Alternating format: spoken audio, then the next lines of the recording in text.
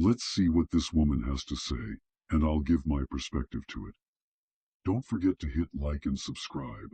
You or pursuing you, showing you love, cherishing you. You won't get there by playing toxic games or by being manipulative. Here's the thing, you attract what you put out. Toxic games attract toxic people, and toxic behavior creates toxic environments. You will never truly get what you want in your relationship by trying to be manipulative about it. Trust me. Yes, a healthy masculine man loves to pursue, and there's a part of him that likes a little bit of the chase and having to work for you and your attention, but a healthy man also doesn't like to be toyed around with. He also doesn't like to be disrespected. And when you just intentionally play games or go way too far in the direction of playing hard to get, what you might be doing is accidentally pushing him away. Or if you're just in the initial stages of dating and talking to people, you might be pushing away the good men and attracting the ones who only see you as something to win. And that's not what you want. All I'm trying to say is that this video is not for sneaky short-term manipulative tactics. This is how to keep him authentically,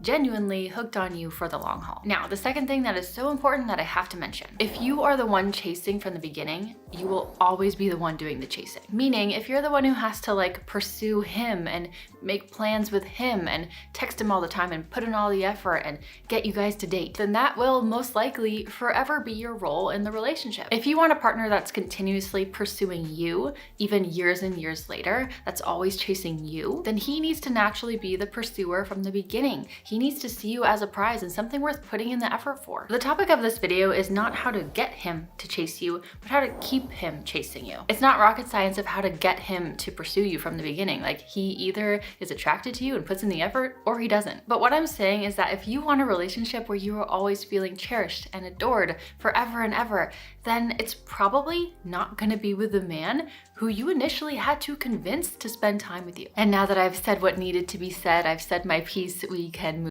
The current obsession with feminine energy is nothing more than a repackaged version of ancient strategies, a desperate attempt to codify and control the unpredictable nature of attraction. To see it as some mystical force is naive. To dismiss it entirely, however, is foolish. In this lesson, we dissect this concept, separating the useful insights from the vapid platitudes and revealing the power dynamics at play. Before we begin, let me briefly mention my latest Patreon video, 4 Signs a Woman is Sexually Attracted to You, a far more practical guide than any airy pronouncements about energy. Coaching inquiries, as always, are directed to the pinned link. This woman, touting mastery over feminine energy, essentially advocates for the manipulation of male desire. Let us dissect this. First, the notion of embodying vulnerability.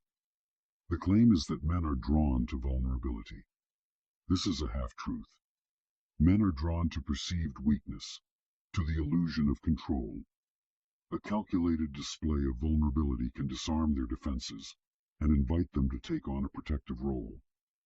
The power lies not in the vulnerability itself, but in the manipulation of the other's protective instincts. However, they quickly grow to resent that role, especially if it's constant. Second, the promotion of receptivity.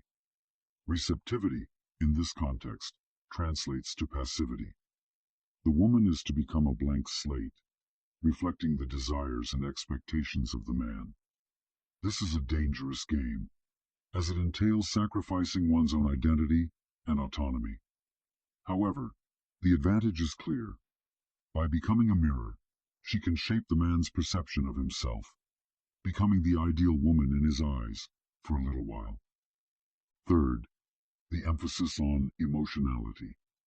Men are often portrayed as emotionally stunted beings, incapable of expressing or understanding their own feelings.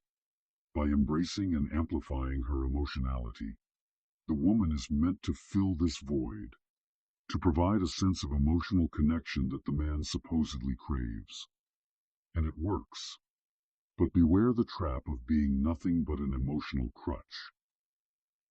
Fourth, the art of strategic withdrawal. The recommendation to cultivate a sense of independence and to avoid excessive neediness is sound.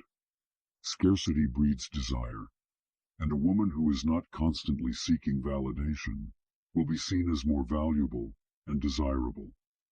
Just don't pull it off so hard that you get the other result. Fifth, the focus on physical attractiveness. This, of course, is the foundation upon which all other strategies are built. A woman who neglects her appearance diminishes her power. But it's not about beauty, but attraction. And attraction varies from person to person. According to evolutionary psychology, these strategies tap into primal instincts. Women are wired to seek out mates who can provide resources and protection, while men are wired to seek out mates who are fertile and capable of bearing offspring. This can influence strategy. By embodying these traits, the woman increases her attractiveness and maximizes her chances of securing a desirable partner. The danger, of course, lies in the fact that these strategies are fundamentally dishonest. They entail suppressing one's true self and manipulating others for personal gain. A truly powerful individual does not rely on deception, but on authenticity and strength. But those are things that people hate. The key takeaway, then, is to approach these concepts with a critical eye. There is value in understanding the dynamics of attraction and manipulation, but it is crucial to avoid sacrificing one's own integrity in the pursuit of fleeting desires. Homework. For the next week, observe how women in your social circle utilize these strategies, consciously or unconsciously. Note the reactions they elicit and analyze the underlying power dynamics. Then, ask yourself, what aspects of your own feminine energy are authentic and which are merely performative? Do you believe feminine energy is a source of power or a form of self-deception? I urge you to share your candid opinions in the comments below. And if you seek a more rigorous analysis of the games people play, subscribe for further insights into the human theater.